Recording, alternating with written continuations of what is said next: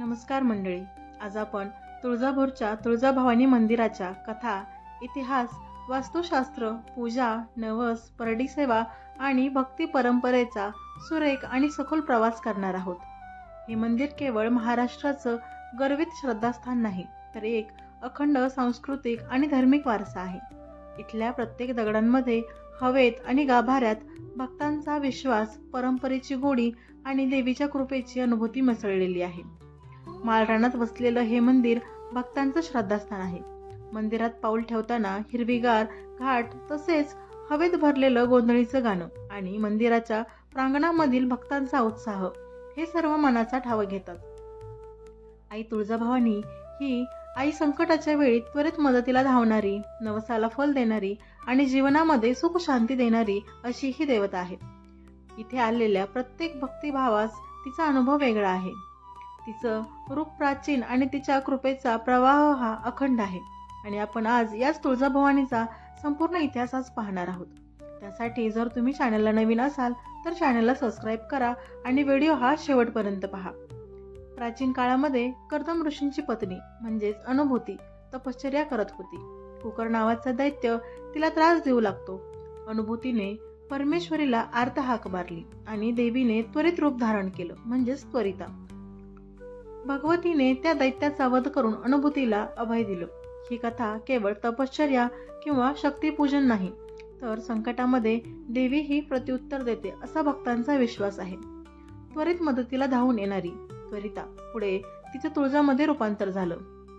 त्यामुळेच तुळजाभवानीला संकट सम येणारी, नवस फेडणारी देवी असं देखील मानलं जातं. त्वरिता म्हणजेच आजची आपली तुळजाभवानी माता. भक्तांच्या रक्षणासाठी ही कायम तत्पर उभी असते. शिवाजी महाराजांसाठीही ही देवी विजयाची प्रेरणा आहे. देवीने भवानी तलवार दिल्याच्या अनेक दंतकथा महाराष्ट्रभर प्रसिद्ध आहेत. छत्रपतींनी स्वराज्य स्थापनेचा आशीर्वाद याच मंदिरात मिळवला होता. तुळजाभवानी मंदिराचा उल्लेख यादव आणि राष्ट्रकूट काळातही सापडतो. इसवी सन 12व्या शतकात यादव राजांनी मंदिराचा विस्तार केला होता. योगशक्ती आणि क्षात्रतेज यांचं प्रतीक म्हणून हे मंदिर मराठा साम्राज्याच्या काळात विशेष महत्वाचं झालं. मंदिर बांधणी हेमाडपंथी शैलीत आहे. मुख्य दरवाजावर आणि किल्ल्याच्या भक्कम पायावर बांधलेला आहे. प्रवेशद्वारावर कलात्मक कोरीव काम आहे. पुराणातल्या कथा, देवीचं विजयगाथांनी हे मंदिर सजलेलं आहे. गाभाऱ्यात सिंहासनावर विराजमान असलेली 3 फूट उंच काळ्या दगडात अष्टभुजा मूर्ती आहे. ही मूर्ती स्वयंभू आहे, म्हणजेच स्वतः निर्माण झालेली ही अशी मूर्ती आहे. 8व्या हातात विविध शस्त्रे, उजवा पाय हा महिषासुराचा वध दर्शवणारा आणि दोन्ही बाजूंनी सूर्य आणि चंद्र. मुकुटातील अद्भुत तेज यामुळे दर्शनच अद्वितीय असं वाटतं. सिंहासन चांदीचं किंवा सोन्याचं आहे आणि मूर्तिपोत, माळ, फुलांचे अलंकार देवीला शोभूनच दिसतात. मंदिराच्या परिसरात आवारामध्ये धर्मकुंड, गोमुख तीर्थ, गणपती, अन्नपूर्णा, मातंगी, यमाई, नरसिंह, दत्त, खंडोबा अशी अनेक उपमंदिरे आहेत. बैठकीची ओवरी देखील आहे. सभामंडप आणि विविध तीर्थक्षेत्र आहेत. सभामंडपामध्ये सगळी जे कार्य होतात ती या सभामंडपामध्ये पार पडली जातात. गोमुख तीर्थ हे अत्यंत पवित्र असं तीर्थ आहे. तसेच महाराष्ट्राच्या लाखो घरांमध्ये तुळजाभवानी ही कुलस्वामिनी म्हणून ओळखली जाते. कृष्णाष्टमी, नवरात्र, दसरा, कोजागिरी पौर्णिमा, रंगपंचमी यांसारख्या उत्सवांमध्ये मंदिरामध्ये विशेष पूजा आणि भव्य आयोजन होते. मंदिराचे भक्तिपारायण वातावरण अखंड चालते. देवीला संकटातून तारणारी शक्ती मानतात. विशेषतः नवरात्र, घटस्थापना, रोजची आरती, विविध अलंकारांची पूजा, छबिना म्हणजे उत्सव मूर्तीची मिरवणूक, भक्तांचा जयघोष आणि गोंधळीचं गायन मंदिरातील वातावरणात एक ऊर्जा निर्माण करतं. भाविक विशिष्ट इच्छा, मनोकामना, ग्रहशांती, आपत्यप्राप्ती, सुख, आरोग्यासाठी नवस करतात. नवस ठरवून देवीपुढे ओटी, साडी, नारळ, नैवेद्य अर्पण करतात. काही फक्त गोंधळ विधी, देवी पूजन आणि मंदिरात सेवा किंवा देवीच्या गावी मंदिर बांधतात. परडी सेवा विशेष मराठी परंपरा आहे. घरातील आजी किंवा वडील व्यक्ती देवीची परडी पूजेसाठी तुळजापूरला आणतात. परडीमध्ये साडी, नारळ, देवीची मूर्ती, मिठाई, माळ, फूल, विडा आणि प्रसाद ठेवतात. त्यासोबतच धनधान्याने ही परडी भरून काढतात. पीठ मीठ टाकून परडी ही भरली जाते. हळद कुंकू वाहिले जातात. मंदिरामध्ये परडी मागील नवस हा फेडणारा किंवा नवीन नवस करणाऱ्या प्रत्येकासाठी वेगळा अनुभव आहे. तुमचे काही अनुभव असतील तर कमेंट बॉक्समध्ये नक्की सांगा. काहींच्या इथे कुलाचार पूजा होतात, म्हणजेच घरात मुलाचे लग्न, मुंज, शुभ कार्य किंवा संकट निवारणेसाठी देवीसमोर गोंधळ, आरती, अभिषेक आणि जोगवा मागतात. घरात देवीची प्रतिमेची पूजन देखील केलं जातं. मंदिरात रोज सकाळपासून पूजन, अभिषेक, नैवेद्य, आरती केली जाते. सकाळी चरणतीर्थ, दूध, दही, तूप, शहद असं पंचामृताने देवीला अभिषेक केला जातो. मंदिर हे पहाटे 4 वाजल्यापासूनच चालू असते. पहाटे 5ला काकड आरती होते. तांदूळ, नैवेद्य, फुलं, फुलांची गात्र देवी पुढे अर्पण केली जातात. दुपारी आणि सायंकाळी नवीन नैवेद्य, आरती आणि पारंपरिक भक्तिगीतं गायली जातात. देवीच्या नैवेद्यासाठी भाजी, भाकरी, मिठाई, दूध, खिरी, फळांचा नैवेद्य चालतो. कोणी पुरणपोळीचा देखील नैवेद्य करतो. प्रत्येक घराण्यातून पूजन, प्रसाद व्यवस्था ही भक्तांसाठी सेवाच आहे. महिषासुराचा वध करून देवी थकली होती. 5 दिवस ती संतापाने निवांत समाधी अवस्थेत मंचक पलंगावर राहते. हा पलंग कायम मानाच्या घराण्याकडून पायी आणला जातो. कोजागिरीतील पुन्हा देवी सिंहासनावर विराजमान होते. जुना पलंग होमात टाकला जातो.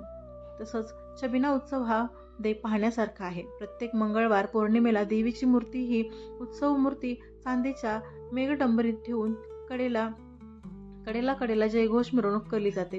गावाच्या सीमावर देवीचा जयघोष चालतो. भक्तांची श्रद्धा जागवणारा हा जयघोष असतो. त्यावेळेस देवीची सेवा ही पाळीकर भोपे, द्वारसेवा, प्रसाद, नैवेद्य, आरती आणि ज्या नैमित्तिक पूजा आहेत हे कुटुंब व्यवस्थापन यांचा विस्तार करत असते.